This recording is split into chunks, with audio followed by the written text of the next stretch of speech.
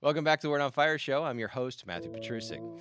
Today, we're bringing you the first half of a conversation that Bishop Barron had with Brenden Thompson during a trip to London. Brenden is program manager of the Word on Fire Institute in the United Kingdom, where he works to promote the faith in a deeply secularized culture. In this conversation, they explore Bishop Barron's unique methods for public speaking and preaching, among other related topics. Enjoy.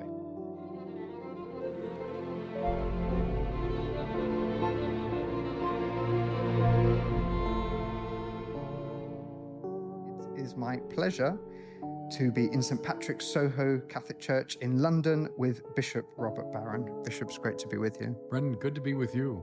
And we're here because you're on a tour of London, on a mission of London for the week. So we'll talk a little bit about that, but I've been really excited to talk to you about your approach to public speaking and preaching. One of the best introductions I ever heard of a speaker was the speaker came on stage and they said, I want to thank God for all of the hours of prayer that this person has spent, all of the quiet study, all of the conversations that they've had that have led them to this moment. So, kind of like if you look at an iceberg, everything below the waterline.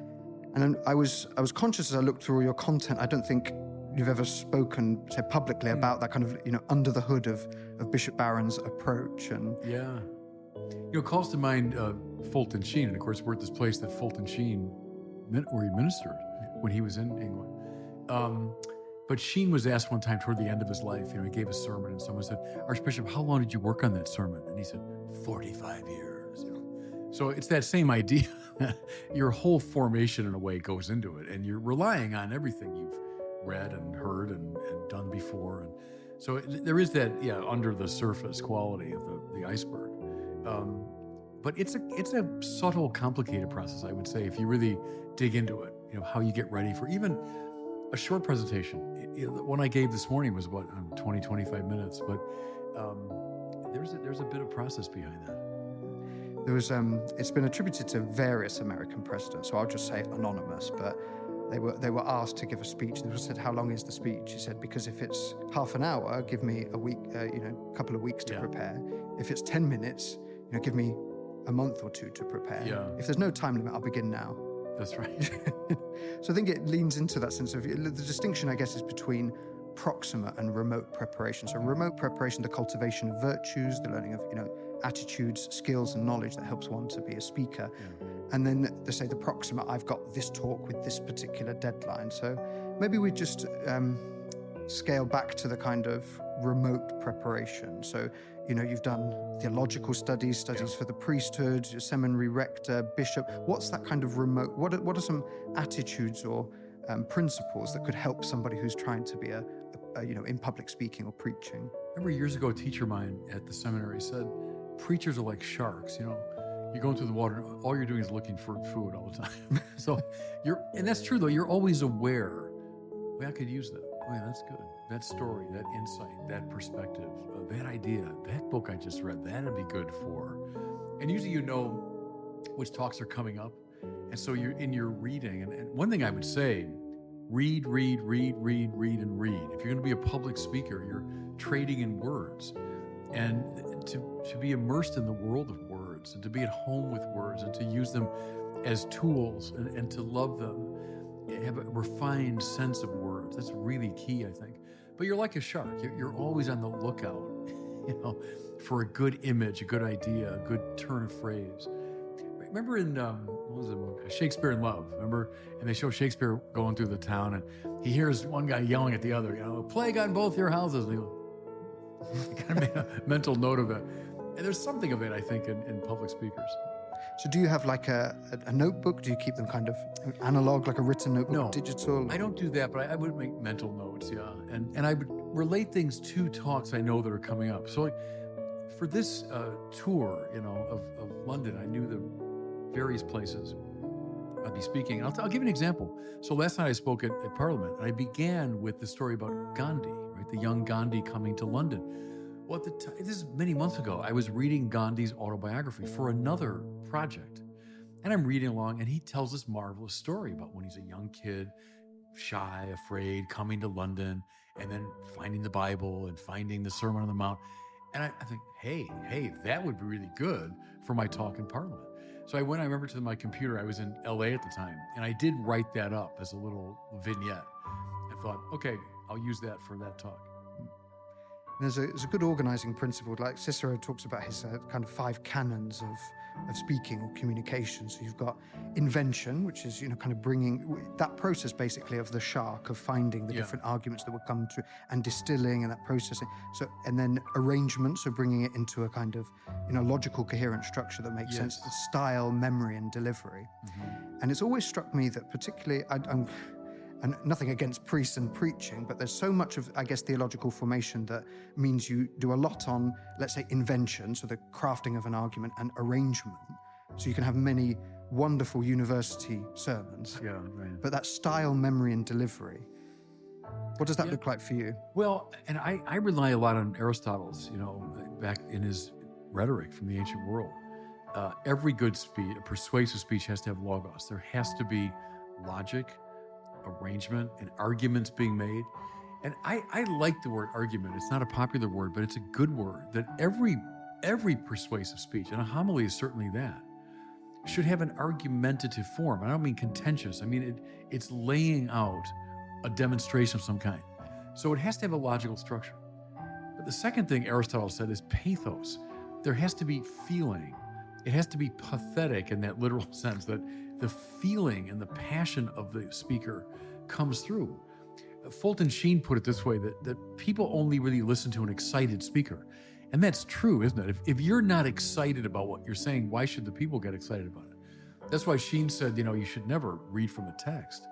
Because the answer would be, well, look, if you can't memorize the darn thing, how do you expect me to remember it, So logos, pathos, and the final thing for Aristotle was ethos. The character of the speaker has to come through, and he thought that was the most important thing. If you're saying one thing and you're living in a totally different way, and people know that or they can sense that, you will not be persuasive. So those 3 things. You mentioned memory. Very interesting to me. Like the talk at Parliament, I'll give you an example. So I would have put those notes together. I don't write it out word for word. I have kind of like talking points, elaborated bullet points. I would have written that last spring probably. And then we were supposed to be here in September. It was called off. So I kept it in my computer. Well, I took it out maybe a week ago, right? There's the talk at Parliament. Oh, okay, you're right. I got Gandhi, I remember, and then I did this. Well, then in the course of the flight over here, the course of that first full day, I basically memorized the talking points. So I had about 6 pages maybe of elaborated talking points. I like to reach the point in a talk like that. If someone just took my notes away, or that, hey, we lost your notes, it wouldn't bother me. And I don't think I looked at them very often last night, because I basically had them memorized. So that's what I do with let's say, a 45 or 50-minute presentation. And I do use some of those old medieval memory techniques. They talk about the house of memory. You imagine a house with its different rooms, and the first part of your talk with the Gandhi, come in, Gandhi's he's in that front room, and then I go from that room into the kitchen. And that's where that next part of the paper is. And I go from the kitchen into the dining room. And that's where that third part is. And I go upstairs in that first front bedroom. That's the 4th part of my talk. So that's the house of memory. And you put the different parts of your talk in the different rooms. That's extraordinarily helpful. And that's an ancient technique. The Greek technique, yeah. But we've kind of lost that. I think maybe the computers have not helped us there. We think everything is, can be stored in a computer, but learning how to store it in your brain. And that's just a super useful way to do it. So sometimes there's maybe an immature way of thinking about it, that somehow the scriptures mean that you've got to do everything off of the cuff. And of course, there are moments, I think, when you're called to do something extemporaneously. The Holy Spirit might, guide you to kind of set aside. But have you ever been challenged on that sense of kind of memorizing things? Challenged, meaning that you shouldn't do it that way? You shouldn't do it, yeah. No, the trick is, and I learned this from Sheen, really. Sheen would speak in his television performances for about 30 minutes without a note in front of him, not reading anything, but speaking very articulately. How'd you do that? And Sheen would say, well, the hours of preparation, and what he used to do, he was a great linguist. He would speak the talk out loud in French and then in Italian to make sure he had it in his mind, the ideas. And then he would speak it through in English, and then he was ready to go on the air. I do that. So if I have if I have the outline, basically, I don't do it in the different languages, but I'll talk it out loud, like in a car or in my room, if people won't think I'm out of my mind. But I will speak it out loud and walk around the room and then try something, or that word didn't work, or no, that connection wasn't properly made. And that's how I refine it. I did some of that in London here, walking along the rock over the Thames. I was speaking some of that Parliament talk out loud. So that's how I work it. And I think he also said that if you just continue to think about the ideas, you're kind of processing all of the stimulus that you're receiving, that eventually all you're doing is saying what you think. So you don't need to, when somebody asks me what my name is or where my address, I don't need to think about it. I don't have it memorized in a sense. It's integrated. Right. It takes an enormous amount of preparation. That's true, to reach that point where you have that freedom from the text and you've so internalized it. But you have to have the logos in place.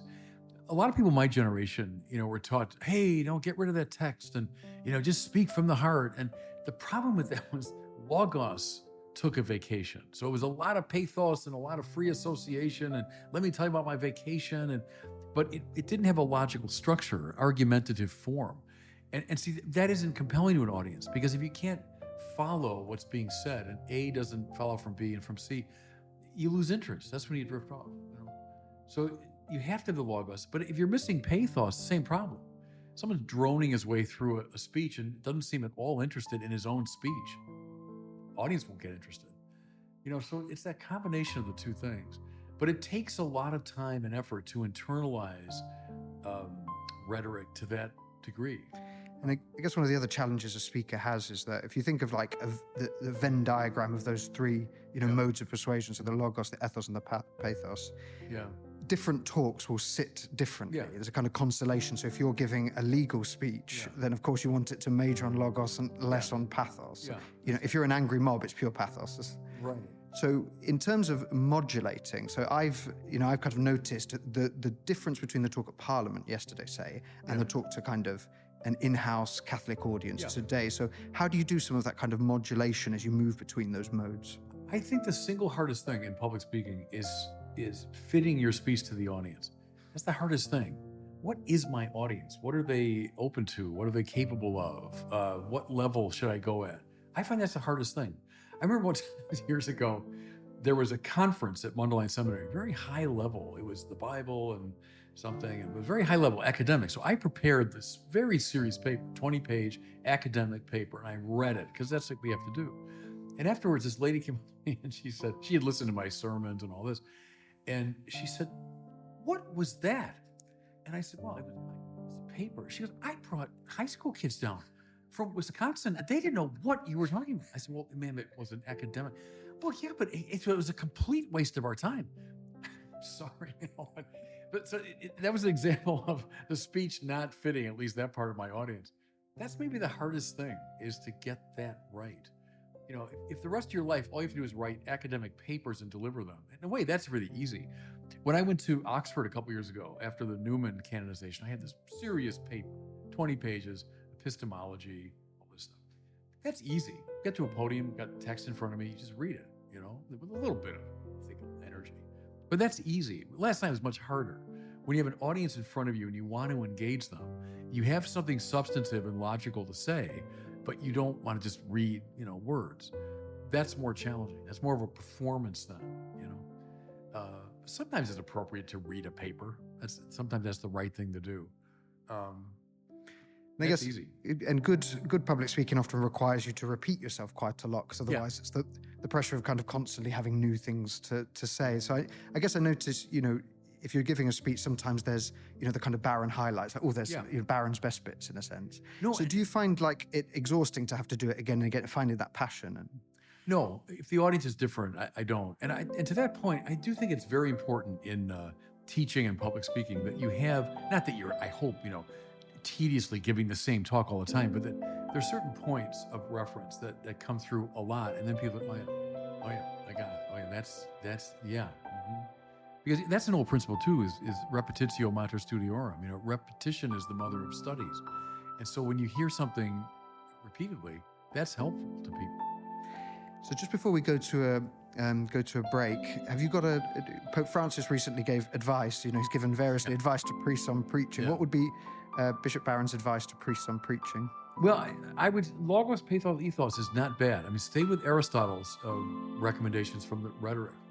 But, I think the needful thing at the moment is probably more logos. I think make sure that the speech you're giving has a beginning, a middle, and end, has an argumentative form. I mean, it's making a point in a coherent way. And that this was said to me years ago, and it's helpful, that you could put the theme of your sermon on one of those little signs outside the church. If you go by a church and there's a sign with a little motto on it, If you can't do that, you haven't distilled it enough. You haven't thought it through sufficiently. So can you put the theme of your sermon on one of those little signs in a handful of words and say that? Thank you. Thanks for watching. If you enjoy this content, please remember that there is much, much more available inside the Word on Fire Institute. The Institute is an interactive online Catholic community, now nearing 30,000 members strong, who have the common goal of evangelizing the culture for Christ. Join us today at institute.wordonfire.org. That's institute.wordonfire.org. God bless you, and we'll see you again soon.